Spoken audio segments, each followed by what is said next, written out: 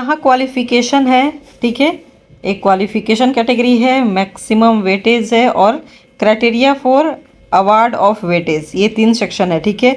और इसी के अकॉर्डिंग यहाँ सीरियल नंबर देख रहे हैं, सीरियल नंबर 1 2 3 4 5, ठीक है। इसके अलावा जो एक्सपीरियंस का है वो, और ये किसके लिए है, ये है कि आप किस बेसिस पर आपको शॉर्ट लिस्ट किया जाता है।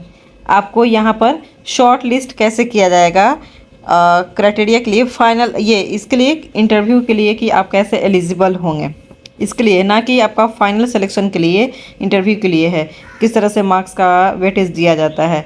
तो ये आप देख पा रहे हैं। तो और यहाँ देख रहे हैं कि जो यहाँ पर मैक्सिमम जो वेटेज होता है, यहाँ पर आपका 5 मार्क्स सेकेंडरी का है, सीनियर सेकेंडरी आपका भी 5 है, ग्रेजुएशन में 30 मार्क्स, बीएड में 5 और हायर क्वालिफिकेशन के लिए 5, और जो एक्सपीरियंस है, प्रायर एक्सपीरियंस 10 मार्क्स उसके लिए दिया जा रहा है। क्राइटेरिया की बात करें हम, तो क्राइटेरिया में 5% on pro rate basis. Pro rate basis क्या है ये अभी हम तुरंत समझेंगे। उसके अलावा 5% प्रो रेट इसके लिए भी सीनियर सेकेंडरी में, 30% है आपका ग्रेजुएशन में, और 5 मार्क्स है बीएड के लिए, और 5 मार्क्स है आपका हायर क्वालिफिकेशन के लिए, ठीक है। और यहाँ देखिए मिनिमम 5 ईयर्स एक्सपीरियंस इन पे लेवल 5 और एबव 7 CPC, ठीक है, ये सब आपका होना चाहिए। तो चलिए अब हम बात करते हैं कि किस तरीके से आपका सिलेक्शन होता है, मतलब शॉर्ट लिस्ट किए जाते हैं 1 बाय 1, ठीक है। तो आइए बात कर लेते हैं कि जो 5% ऑन प्रो रेट बेसिस है, इसका मतलब क्या हुआ। तो एक एग्जांपल से हम समझते हैं कि इसका क्या मीनिंग हुआ। सेकेंडरी में 5 marks on pro basis rate है, ठीक है। इस तरह से ग्रेजुएशन सेकेंडरी सीनियर सेकेंडरी के लिए भी है, और इसके अलावा आपका ग्रेजुएशन में 30 मार्क्स के लिए, ठीक है। तो यहाँ पर एक एग्जांपल लेकर के समझते हैं, एक एग्जांपल लेकर के यहाँ पर समझते हैं। सेकेंडरी में जो कि अधिकतम जो 5 मार्क्स के लिए कहा गया है, यानी कि 90% है, ठीक है, कितना है 90%। यहाँ पर 90% अगर सपोज मान लेते हैं आपका मार्क्स आया है, तो 90/100 करेंगे, परसेंटेज है, और जो क्योंकि अधिकतम क्या कहा जा रहा है 5 कहा जा रहा है, तो उसमें आपको 4.5 जो अंक है आपको दिए जाएंगे, ठीक है। तो ये मान लेते हैं 4.5, अगर मान लेते हैं आपका 90 होता है तो इतना हो गया। 80% है तो आपको वही 80/100 × 5 किया और 4 अंक आ गया है, फिर अगेन आप 4 जोड़ेंगे इसमें, ठीक है। इसके अलावा 70% है आपका, ठीक है। अगर इस तरह का है सेकेंडरी के लिए बात कर लेते हैं, तो ये आपका 3.5 यानी कि 3.5 मार्क्स आपको मिलेगा, ठीक है। इस तरह से आप ग्रेजुएशन की बात कर लेते हैं कि ग्रेजुएशन में क्या क्या मिलेगा। ग्रेजुएशन में भी इसी तरीके से 75% अगर ग्रेजुएशन में आप लेते हैं, तो क्योंकि 30 इसका मैक्सिमम कहा गया है, तो वही मल्टीप्लाई करेंगे 75/100, क्योंकि परसेंटेज है इसलिए 100 × 30 यानी कि 22.5, आपको 22.5 नंबर यहाँ पर मिलने वाला है अगर आपके 75% ग्रेजुएशन में है तो। और यदि अगर 60% है आपके, तो 18 अंक यानी 18 नंबर मिलने वाले हैं। तो आप जोड़ लीजिए कि आपका जो सेकेंड यानी 10वां में अगर आपका 90% होता है या फिर 80% होता है तो कितना मार्क्स मिलेगा, ठीक है। उसी तरह से आपका सीनियर सेकेंडरी यानी इंटर में जितना परसेंट आएगा उसके अकॉर्डिंग आप अपना निकाल देंगे, ठीक है। मतलब जितना भी आपका परसेंट होगा उतना /100 × 5 मैट्रिक और इंटर के लिए। ग्रेजुएशन के लिए 30 मार्क्स के लिए कहा गया है, तो उसमें आप जितने ग्रेजुएशन में आपके आए हुए हैं तो उसमें आप ×30 कीजिएगा, ठीक है। और उसको सारे को आप ऐड कीजिएगा, इतना है, ठीक है। यहाँ पर क्या है कि आपका एक्सपीरियंस के लिए कितना दिया जा रहा है, 10 मार्क्स दिया जा रहा है। तो सपोज़ आपका जितना भी है आपने सारा कैलकुलेट कर लिया अपने अकॉर्डिंग, ठीक है, अपने अकॉर्डिंग कर लिया, ठीक है। उसके बाद देखिए यहाँ पर जो प्रायर वर्क एक्सपीरियंस का जो मार्क्स का है, यहाँ पर मिनिमम क्वालिफाइंग एक्सपीरियंस 5 मार्क्स, ठीक है, and 1 marks to be added for each additional year up to the maximum 10 marks, ठीक है। यानी कि अगर आपने जो एक्सपीरियंस है मिनिमम क्वालिफाइंग एक्सपीरियंस जो है वो 5 मार्क्स के लिए है, और ज़्यादा है तो वो 1 ऐड होता जाएगा। मैक्सिमम कितना आपको नंबर मिलेगा, 10 मार्क्स ही मिलेगा इसमें भी, ठीक है।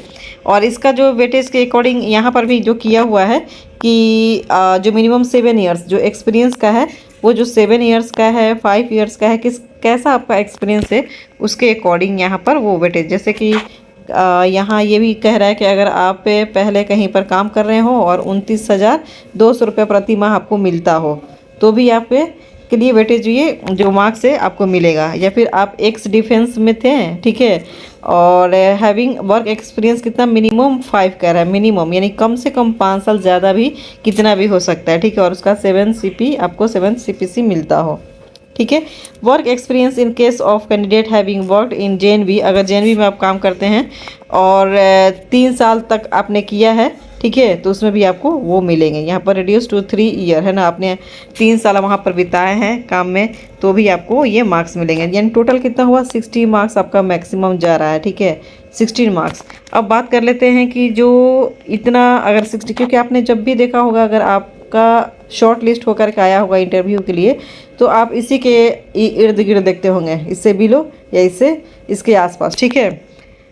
तो अब बात कर लेते हैं, ये तो हो गया था आपका कि शॉर्ट लिस्ट के लिए, किसके लिए, शॉर्ट लिस्ट के लिए इंटरव्यू का। अगर अब क्या करेंगे यहाँ पर देखिए, फाइनल है, final personal interaction for hostel superintendent, ये हॉस्टल सुपरिटेंडेंट का ही है, ठीक है।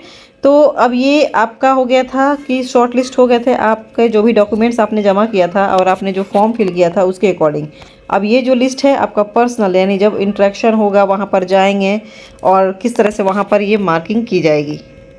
तो जो यहाँ पर भी है देखिए, यहाँ पर क्या मेंशन है, पर्सनालिटी एंड जनरल अवेयरनेस, ठीक है, इससे जो रहेंगे 10 मार्क्स के रहेंगे, इससे क्वेश्चन अराइज होंगे आपके। Ability to communicate in English, है ना, आप इंग्लिश में किस तरह से कम्युनिकेट करते हैं, ठीक है, इसके लिए भी 5 मार्क्स दिए जा रहे हैं। तो इंग्लिश है ना, तो होनी चाहिए। और उसके बाद ability to communication in Hindi or regional language, ठीक है, जैसे कि अगर आप जयपुर से हैं तो कुछ जयपुर का राजस्थानी लैंग्वेज आना चाहिए आपको, ठीक है, और हिंदी तो है ही, ठीक है। इसके अलावा ability to handle emotional psychological issue of adolescence with sensitivity, है ना। आप जैसे आपको कोई क्वेश्चन इस तरह का पूछ दिया जाएगा कि बच्चे का क्या है, क्योंकि वहाँ पर बच्चे जो होते हैं आपका 6 क्लास से लेकर के 12 क्लास तक के बच्चे होते हैं, ठीक है, तो उनको हैंडल करना होगा, ठीक है। और जैसे ही वो 9th क्लास में जाते हैं उनका अलग मूड चेंज होने लगता है, ठीक है। तो उस टाइप में आप बच्चे को किस तरह से, आप जो किशोरावस्था वाले बच्चे होते हैं उनको कैसे आप हैंडल करेंगे, इस तरह के क्वेश्चन आपसे पूछे जा सकते हैं, ठीक है, क्योंकि आपको उनके साथ ही रहना है, ठीक है। तो इसलिए उसके लिए भी 10 मार्क्स यहाँ पर दिया गया है। इस नॉलेज ऑफ फर्स्ट एड, है ना, आपके जैसे कि कहीं बच्चे को चोट आ गई, पेट दुख रहा है या फिर कुछ और तरह का परेशानी आ रही है, तो आपको ये जो किट होता है फर्स्ट एड, है ना, तो उसमें आपको कितनी नॉलेज है उससे भी क्वेश्चन, उसके लिए 5 मार्क्स यहाँ पर दिया हुआ है। इसके अलावा आपका स्पेशल अचीवमेंट, अगर आपने कुछ अचीव किया है तो उससे भी आपका 5 मार्क्स आपको मिलेंगे, यानी टोटल कितना मार्क्स हो गया, 40। तो जो फाइनल मेरिट लिस्ट है, फाइनल, ये आपका बन रहा है 40 में।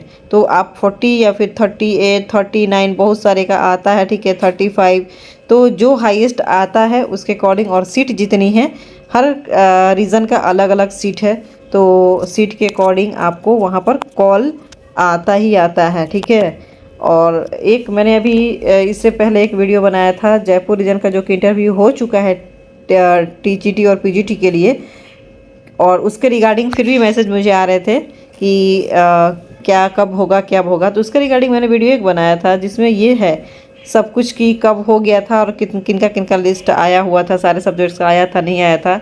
तो ऐसे कमेंट्स करने का पता नहीं क्या ही तुक बनता है इनको, या तो वीडियो प्रॉपर नहीं देख पाते हैं या समझ नहीं पाते हैं, मुझे ये नहीं समझ में आता है कि इनको इशू क्या है, ठीक है। मैं कोशिश करती हूँ कि जितना हो सके मैं आपको अपडेट करती रहूँ। तो आपको वीडियो अच्छा लगे तो ठीक है, नहीं लगे तो भी कोई बात नहीं, जिनको बेनिफिट है वो देखेंगे ही देखेंगे। चलिए मिलते हैं नेक्स्ट अपडेट के साथ इसी तरह से। Thank you for watching, take care, bye bye.